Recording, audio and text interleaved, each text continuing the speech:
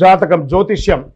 ఈ జ్యోతిష్యం అనేది ప్రతి ఒక్కరికి కూడా నాకు ఈ నెల ఎలా ఉంటుంది, నాకు వ్యాపారం బాగుంటుందా, నాకు ఉద్యోగం బాగుంటుందా, నాకు వివాహం అవుతుందా, నేను రాజకీయాల్లో బాగుంటానా, నాకు సంతానం అవుతుందా, అందరికీ అన్ని రకాలైనటువంటి క్వశ్చన్స్ ఉన్నాయి కదా. వాటికి అన్నిటికీ ఈ నెల గోచార గ్రహస్థితులు ఎలా ఉందో కూడా చెప్తున్నాను.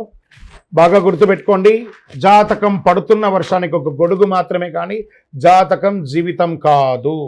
ఈ నెల గ్రహస్థితులు: రవి జూలై 16 వరకు మిథునంలో ఉండి తర్వాత కర్కాటకంలోకి ప్రవేశిస్తున్నారు. కుజుడు జూలై 26 వరకు సింహంలో ఉండి తర్వాత కన్యా రాశిలో ప్రవేశిస్తున్నారు. బుధుడు ఈ నెలంతా కర్కాటక రాశిలో ఉంటున్నారు. గురుడు ఈ నెలంతా మిథున రాశిలో ఉంటున్నారు. శుక్రుడు జూలై 24 వరకు వృషభ రాశిలో ఉండి తర్వాత మిథున రాశిలోకి ప్రవేశిస్తారు. శని ఈ నెలంతా మీనరాశి, రాహు ఈ నెలంతా కుంభరాశిలో ఉంటారు, కేతు ఈ నెలంతా సింహరాశిలో ఉంటారు. గోచార గ్రహస్థితులు బట్టి ఈ నెల రాశి ఫలితాలని ప్రిడిక్ట్ చేయడం జరుగుతుంది. మీ వ్యక్తిగత జాతకానికి ఇదొక 30 నుంచి 40% మాత్రమే వర్తిస్తుంది. మీ వ్యక్తిగత జాతకం మీ పరిసర ప్రాంతాల్లో ఉన్నటువంటి గురువుల్ని సంప్రదించి జాతకం చెప్పించుకోండి, లేదా మా ద్వారా చెప్పించుకోవాలనుకుంటున్నారా కింద కనబడుతున్నటువంటి మా నెంబర్కి వాట్సప్ చెయ్యండి. నమస్కారం. జ్యోతిషాస్త్రీత్యా ద్వాదశ రాశుల్లో 10వ రాశి అయినటువంటి మకర రాశి మిత్రులారా, మీరు ఉత్తరాషాఢ నక్షత్రం 2, 3, 4 పాదములు, శ్రవణ నక్షత్రం 1, 2, 3, 4 పాదములు, ధనిష్ఠ నక్షత్రం 1, 2 పాదాలకు జన్మించిన మీరు మకర రాశి వారిగా పరిగణించబడుతున్నారు. మకర రాశి వారు 7.5 శని వదిలిన తర్వాత చాలా ఇబ్బందులు పడ్డారు కదా. చిన్న చిన్న సమస్యలు వస్తాయి, కానీ అధిగమిస్తారు. అద్భుతంగా ఉండబోతున్నారు. ఈ జూలై నెల చాలా మంచి అవకాశాలు ఉన్నాయి.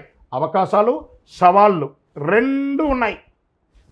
అవకాశాలను ఎలా ఆనందంగా తీసుకుంటామో సవాళ్ళను కూడా అలాగే తీసుకోవాలి కదా. Get ready. పని భారం ఉన్నప్పటికీ వృత్తి ఉద్యోగాల్లో చాలా వరకు ఉత్సాహంగా సాగిపోతాయి. ఈ నెల మొదటి భాగం చాలా మంచి ఫలితాలు ఇస్తుంది. పై అధికారులు మీతో సమన్వయం చాలా బాగుంటుంది. మీ పనితీరుపై మీ బాస్ సంతోషంగా ఉంటారు. ఇది ప్రైవేట్ సెక్టార్ అండ్ గవర్నమెంట్ సెక్టార్లో కూడా. నిరుద్యోగులకి దూర ప్రాంతాల్లో ఉద్యోగాలు వచ్చే అవకాశాలు ఉన్నాయి. వ్యాపారం లాభసాటిగా ఉంటుంది. ఆదాయం చాలా వరకు నిలకడగా ఉంటుంది. అనవసరపు ఖర్చులతో చిక్కులు పడతారు. ఆస్తి వివాదాల్లో తొందరపాటు నిర్ణయాలు వద్దు. వ్యక్తిగత సమస్యలు చాలా వరకు పరిష్కారం అవుతాయి. కుటుంబ పరిస్థితులు చక్కబడతాయి.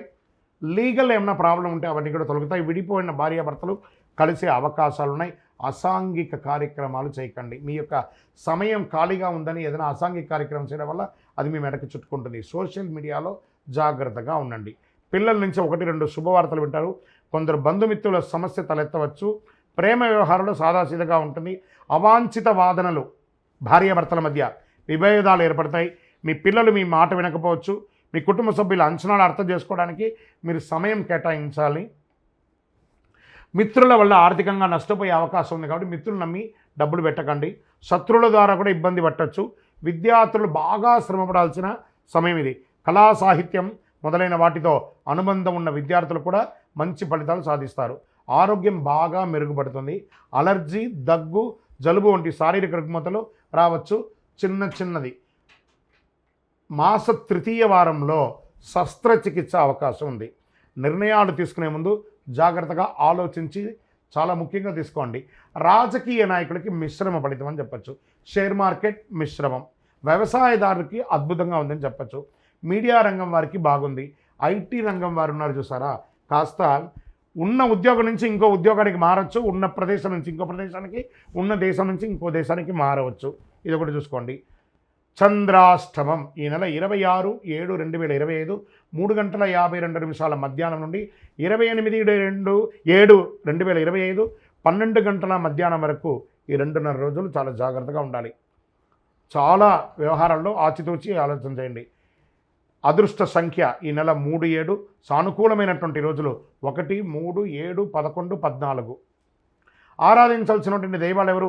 దక్షిణామూర్తి మరియు గణేశుడు, హనుమంతుని ప్రార్థించండి. పరిహారం: శుక్రవారాల్లో కొబ్బరి నూనెతో దీపం వెలిగించి గరిక ద్వారా పూజించండి దక్షిణామూర్తికి. గురువారం పసుపు పువ్వుతో దీపం వెలిగించండి. మీకు ఇంటి దైవం, ఇష్టదైవం, కులదైవం దగ్గర మీ వయస్సు సంఖ్య ఎంత ఉందో అన్ని నువ్వుల నూనె దీపం వెలిగించండి.